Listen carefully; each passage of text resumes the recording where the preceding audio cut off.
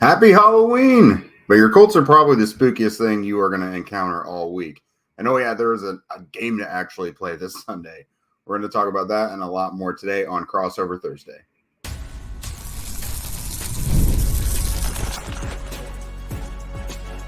You are Locked On Colts, your daily Indianapolis Colts podcast. Part of the Locked On Podcast Network, your team every day. What's going on, everybody? Welcome to Crossover Thursday here on the Locked On Podcast Network. My name is Luke. I do Locked On Vikings. I'm here with Jake Arthur. He does Locked On Colts. And we're going to talk about this upcoming Sunday night flexed matchup that just keep the texture of it just keeps on changing. Yeah. But we'll get into that as well as keys to the game and what the Vikings defense can do to pull out of its tailspin. This Crossover Thursday episode is brought to you by Prize Picks. Go to prizepicks.com/LockedOnNFL or download the app and use code LockedOnNFL to win $50 instantly when you play $5. Jake, hey man, how you doing? How's it going over there? Well, I just got back from the Colts facility after some kind of groundbreaking news over the last 24 hours or so. Yeah, something going on? Yeah. Always something with this team, and it's always at the quarterback position. Right. So, look, Anthony Richardson, I loved Anthony Richardson coming out. You can go find it, takes on my show that I've aged terribly now. What happened? Like, so he is not really giving you much of an explanation, right? Like, what is their justification for pulling their rookie QB after 10 games? Yeah, so I think we kind of have to put some of the pieces together ourselves to just use the context of everything.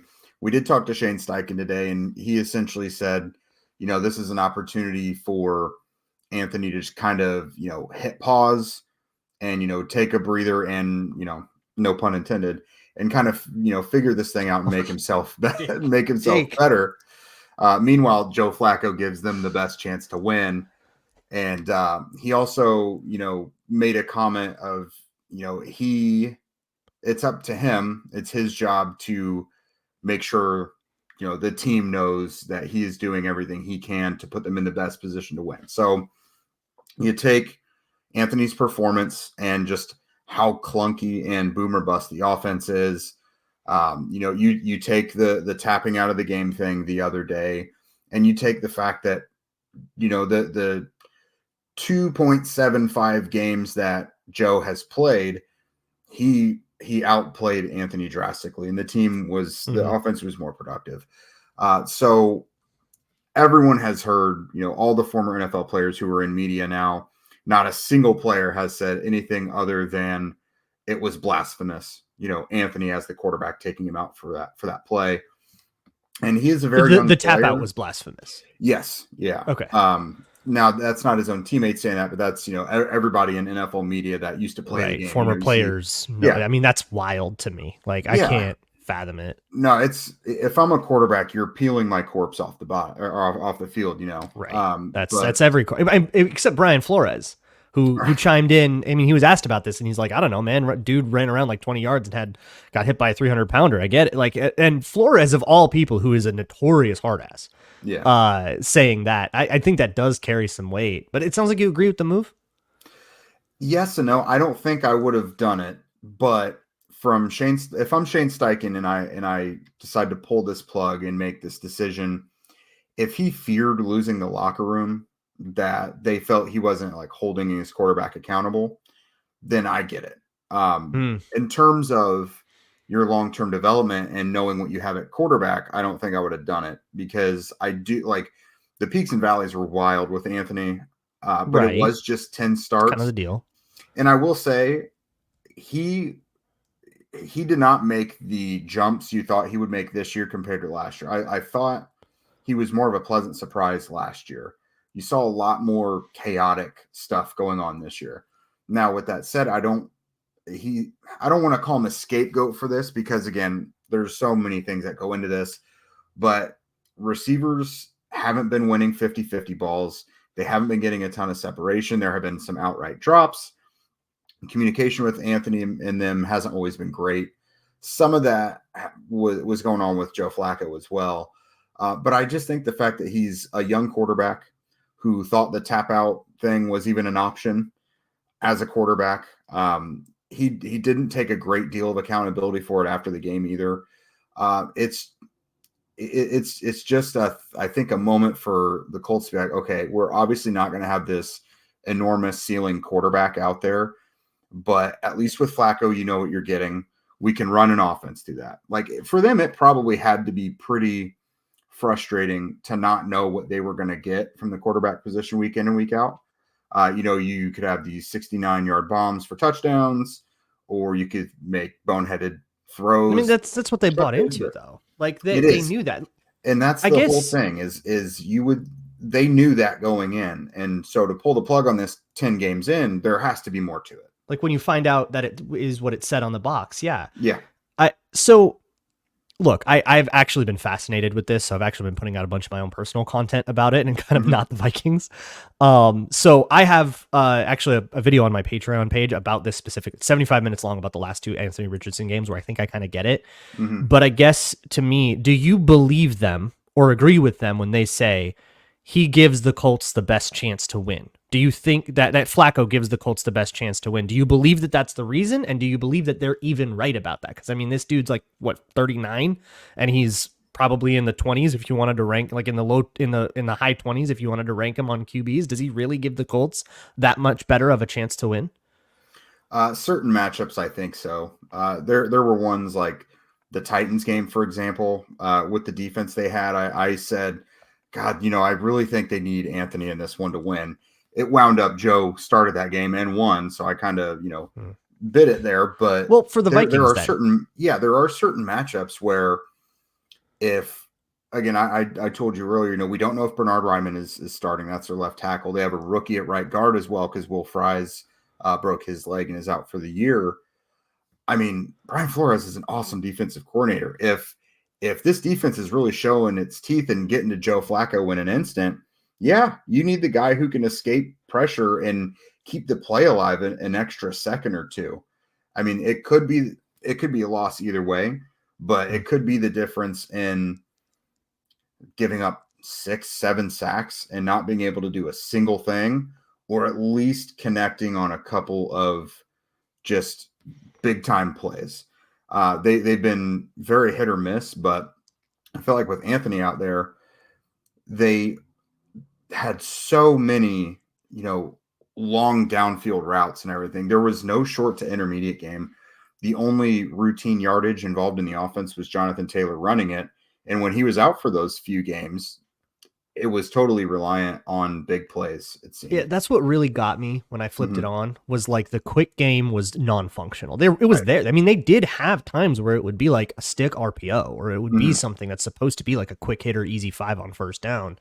And it was so non-functional, mostly because of footwork problems, that for me, I kind of get it. And I, as a Vikings fan, like I think a lot of Vikings fans were like, damn, Flacco's going to put 400 on us because he's a veteran and he knows how to counter a blitz. And like this defense, we'll get into it more, but this defense is so much better against young quarterbacks than it is against guys that, been around the block a little bit and have seen him.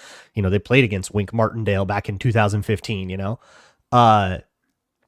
So I think it is inarguable, at least in my opinion, that Joe Flacco gives the Colts a better chance to win.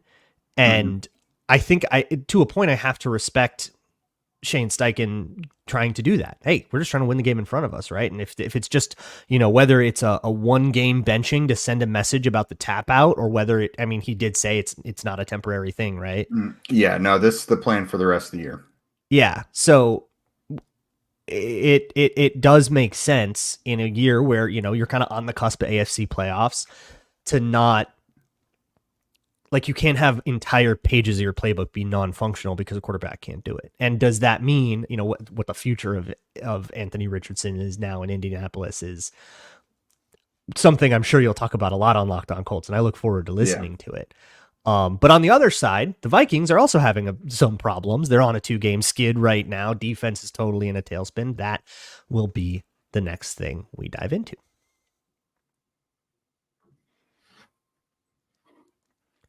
Today's crossover Thursday episode of Locked On Vikings and Locked On Colts is brought to you by 5 Hour Energy. If you are like me and sleep is a pipe dream, you can 5 Hour Energy may be for you. Also, for guys like Jake and me, we spend a lot of time on football. We spend a lot of energy at the game, and it's a lot sometimes to power through a game day. That's why 5 Hour Energy has the Stand the Fan 5 Hour Energy Shot with a special flavor called Fan Fuel, the energy shot made just for super fans like you and us. The fans who are first in the parking lot for the tailgate and are last to leave after the game. That is what things are for. 5 Hour Energy knows that no matter what team you root for, being a fan requires heart, soul, and a whole lot of energy. Whether you're prepping for the big tailgate or ironing out your jersey before game day, your to-do list is always a mile long. That's why the limited edition Stand the Fan 5 Hour Energy Shot is here to keep you fueled throughout the season. Available on 5hourenergy.com, shipped nationwide.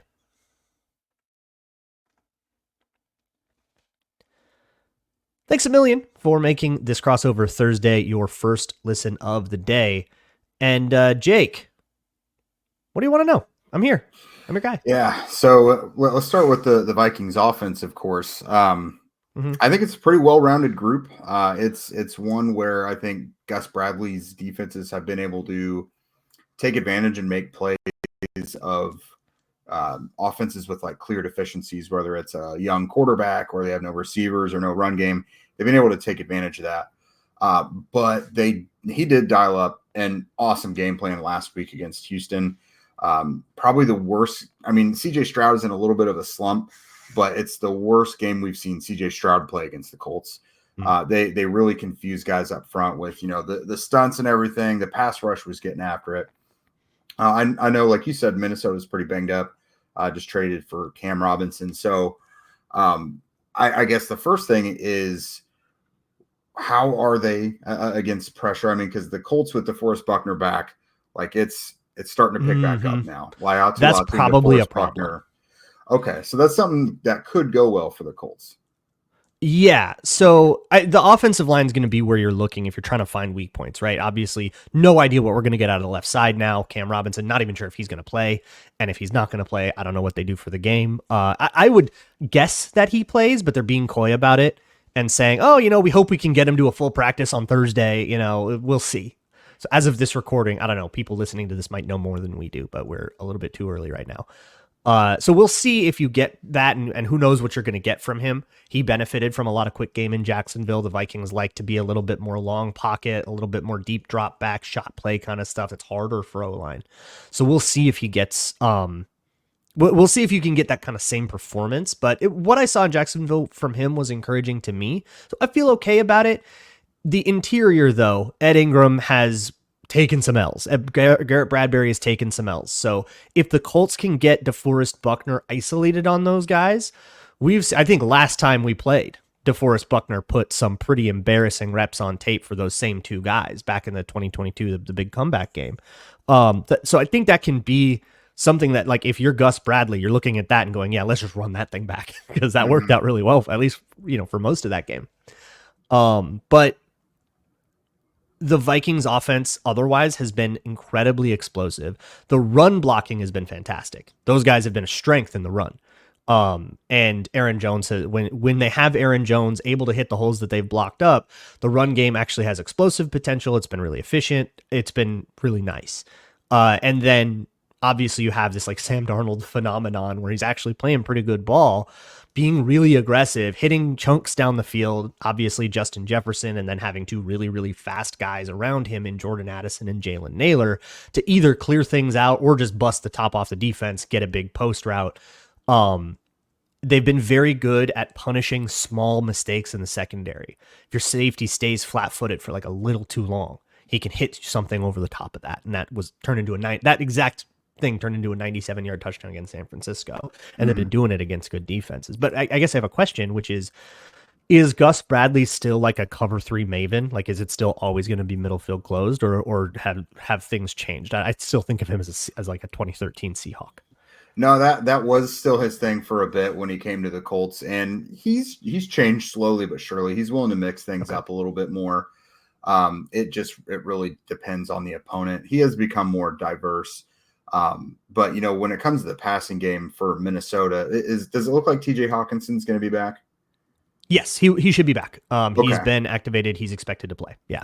Okay. And that changes so much about the way that they It run does. the ball. As well as it changes a lot about the way that they try to open up Justin Jefferson, because hitting TJ Hockenson underneath is the second thing in the progression. He's a really good route runner. So if you just kind of like stick your strong side linebacker on him and like he's going to run choice, he's going to get open. So it does create like another issue. You just have to block it up. I could see Hockenson being, I know Justin Jefferson is everything, but I could see Hockenson being the leading receiver in this one. The Colts I could see him in linebackers protection the whole time too, like that possible if they need him to do that for sure. But the Colts linebackers have just been uncharacteristically, I don't want to say poor, but you just don't know what you're going to get with them week in and week out. Like these are guys who they put up high tackle numbers, which looks great, but they struggle to get off blocks. Like there was a play last week where Joe Mixon had like a decent touchdown run. EJ Speed gets knocked down on the ground, and then Zaire Franklin is too late to try and get to Mixon and kind of trips over Speed while he's on the ground. And it's just like the defensive line is playing really well, and they have Grover Stewart up front to get push. Him and DeForest Buckner that's supposed to create lanes for the linebackers to shoot through the gaps and everything, and it's just not happening like it used to. And then neither of those guys are all that great in coverage either. Jalen Carlisle was their rookie linebacker who is supposed to be their coverage linebacker. He's now on IR, fibula injury and a shoulder. So they don't have any linebackers who are playing meaningful snaps right now who do particularly well in coverage. We saw, Cole Kmet was a good example of someone who kind of railroaded the Colts defense. Talented tight ends play like talented tight ends against the Colts. And then even if guys didn't have huge games, they make really opportunistic plays. Houston did it a good bit last week. Jonnu Smith had a huge game a couple weeks ago. So Hockenson, if he's out there running routes, I would imagine he's going to be a big problem for the Colts. Well, and that's the if, because with question mark, we'll call it right now at left tackle, not sure what you're getting there, not sure what you're getting on the inside. Having Hockenson be part of the protection, Chip, then maybe, Brian O'Neill can go help with DeForest Buckner. Like that might be something that they do. And then Hockenson will be more of an outlet. And then they might they might attack those linebackers, not just by throwing a tight end out there, but with play action and trying to do, rollouts, flood concepts, that kind of stuff. Just try to suck them up a little bit, hit a basic over the middle. And that's, I think whoever wins the middle of the field in the passing game wins this game. Because that's been with Brian Flores' defense, that has been like the primary issue, is that they do a lot of middle of field open coverage. It's a lot of quarters, a lot of Tampa 2. And everybody's been able to hit whatever your favorite way to get to some kind of middle of field throw, whether it's a little glance post, whether it's dagger, whether it's, drift, whatever you like to do. You can catch linebackers getting a little greedy on the checkdowns, getting a little bit too close to the ball, and you can throw the ball over the top of them as long as you have a quarterback who can hit over the middle. And I guess that's my question about Joe Flacco is when he does go deep, are these, post route balls, or is it all kind of go routes in his classic, like let's go underthrow a DPI kind of thing that he's been doing since about 2009? Well, when he goes deep, at least with the Colts so far, a lot of it's been outside. Now, Josh Downs is probably their best way to utilize that middle of the field because Michael Pittman Jr. is just banged up right now. Sure. Like he did not look right. No, he's got lower back issues right now, and he came out and he helped beat Tennessee, but he is just not looking like himself right now. But Josh Downs, his bread and butter is like these option routes, and him and Joe Flacco do appear to be on decently the same page. In the few games that Flacco's been out there. So that might be a way for them to exploit the middle of the field. The tight ends are non-existent. And then when it comes to downfield shots, which it'd be huge for the Colts if the Vikings can give a little bit of that up. Alec Pierce is their man for that. And then A.D. Mitchell is just the ultimate wild card. Each week, I think we're getting closer to A.D. finally breaking out. He is a really unique, great route runner, gets open, but I don't know if it's like field awareness or whatever it is. Like he has not been on the same page with either quarterback this year. Mm-hmm. Yeah, some gaffes. Some didn't get your foot down. Last week I'm sure you saw like he should have had a I saw touchdown that catch, play. but didn't really position himself near enough inside the boundary. And I think we're getting closer. The misses are not as far away as they used to be, and maybe this is a week for it. You never know. Well, we got to figure out what's going to happen in this game. The whole nation is going to see the issues of both of these teams laid bare. And as I've said a lot on these crossovers, it probably comes down to who does the best job of fixing their own issues in the game and who does the best job of kind of papering them over probably gets to win. So let's see if we can figure out what's going to happen.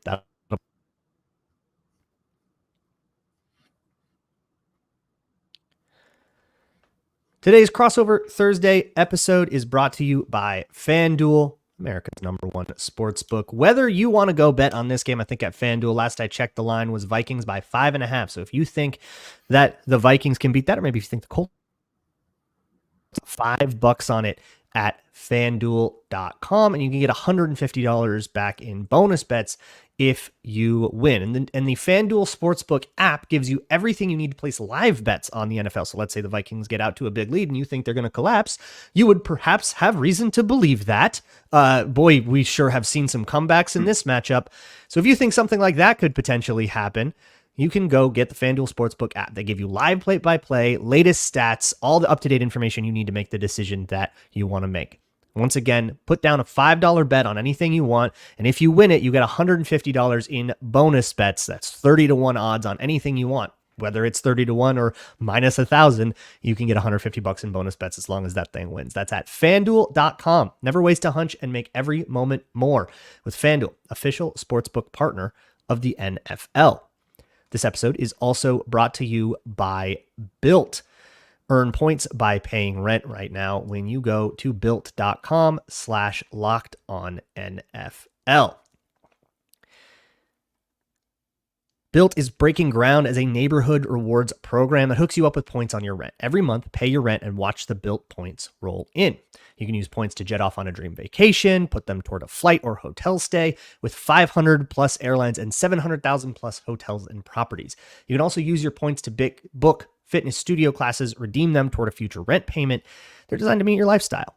Pay rent hassle-free through the Bilt Rewards app. Your rent game just got a major upgrade. Bilt points have been consistently ranked the highest value point currency by the Points Guy and Bankrate. So if you are renting and you're sick of feeling like your money is just going down the toilet, check out Bilt and get something for all that money you spend on rent.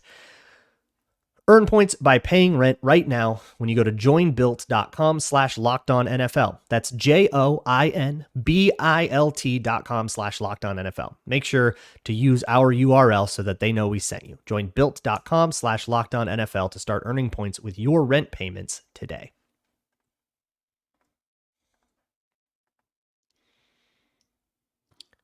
So, Jake, what do you think this, and I don't know if you're like a score predictions guy. I personally am not. I'm more of a keys to the game kind of guy. What's this thing coming down to?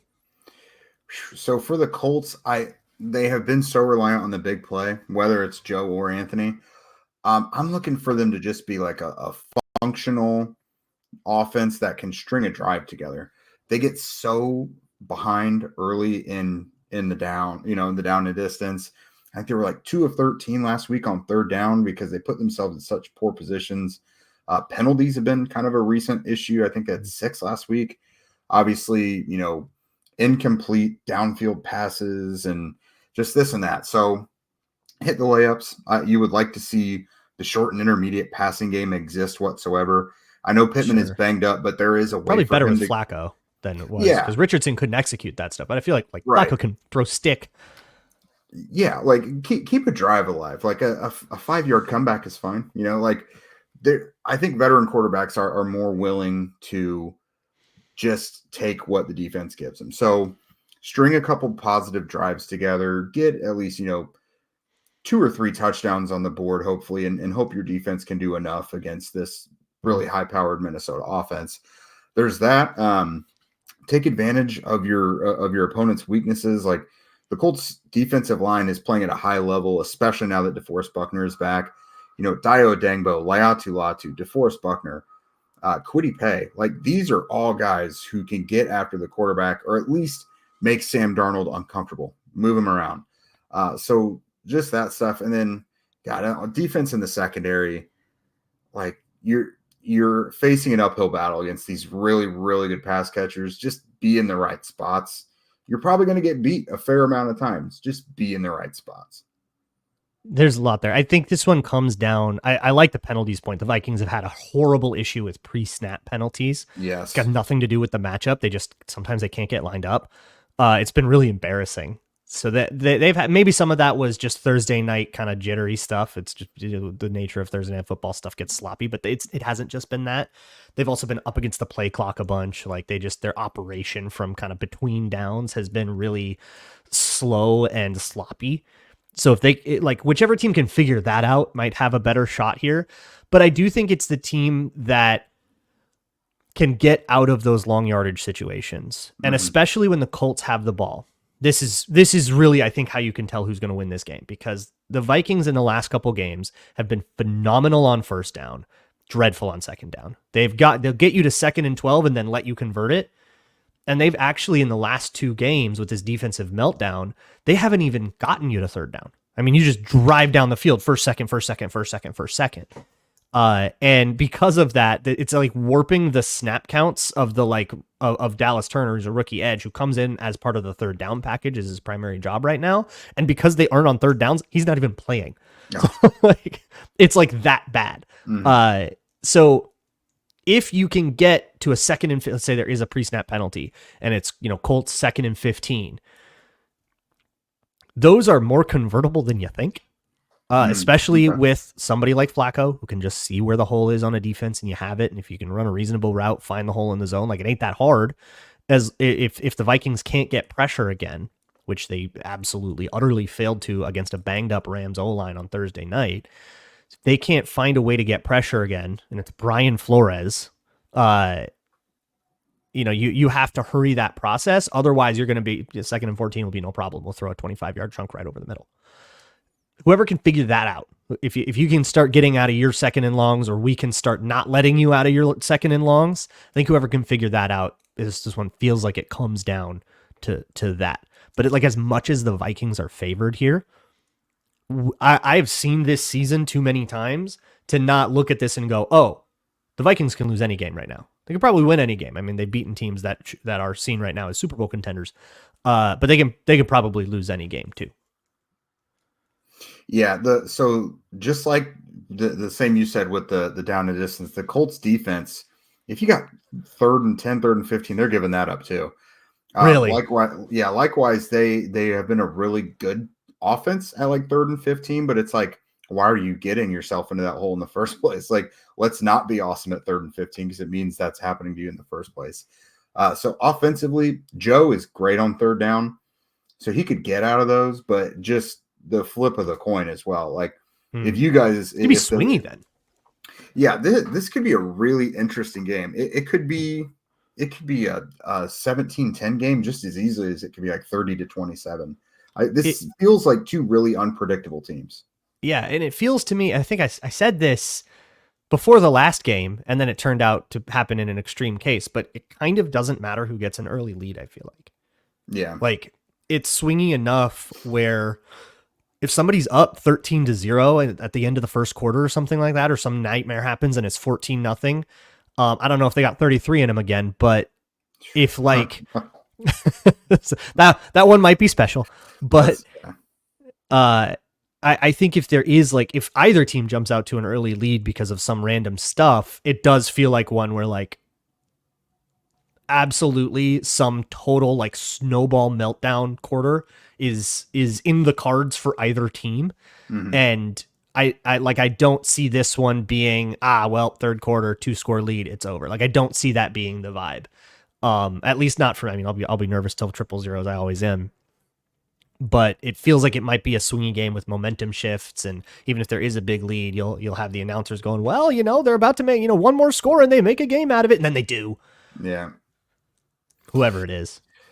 Yeah, and I think this is 2 crossovers in a row, which is really damning on the Colts offense and I guess Shane Steichen. But it's only until now that I feel like I'm saying the name Jonathan Taylor. That's their best offensive player. Like, I think he's the ultimate X factor. I think he'll be more involved now that Joe Flacco is in there, which is odd because you would think with Anthony being in there, you would want the running back to be his best friend. And Jonathan's still been productive. He's running for 100 yards and everything. But if they're self-scouting and reevaluating, and they obviously felt the need to change quarterback, I would also change your offensive philosophy to be Jonathan Taylor centric once again, like it used to be. Like, that's your best player. You have this really expensive offensive line that's really good at run blocking, whether it's zone or gaps, especially, they've done some really good zone stuff. But I mean, Flacco can capitalize on an effective run game leading into play action. Like, he's also a guy who I could see them having him throw 40 times a game. Yeah, like you can, even though he's older, like you can do that with him. Yeah. It's so interesting. Both of these teams are in this like state of flux, and especially with the Colts, and like there's also this whole behind the scenes, like, is the organization okay, locker room culture questions and all of that, where this one, whoever loses this game will feel like they're just in the worst tailspin in the league. Like, it feels a little bit like the stakes are there, and whoever wins this is going to be, oh, okay, we can be okay. This is a season, and whoever loses this is like just in a full hair on fire panic. But I always encourage Vikings fans to go check out Locked On Colts, go listen to what's going on, do a little Oppo research. And Colts fans, you are welcome to come listen to me. You can go check out my video at patreon.com/Luke Braun NFL about Anthony Richardson if you're into that. I'm kind of from a scouting the Vikings perspective, but I think Colts fans might still be interested in that. And Jake, tell my people where they can find you.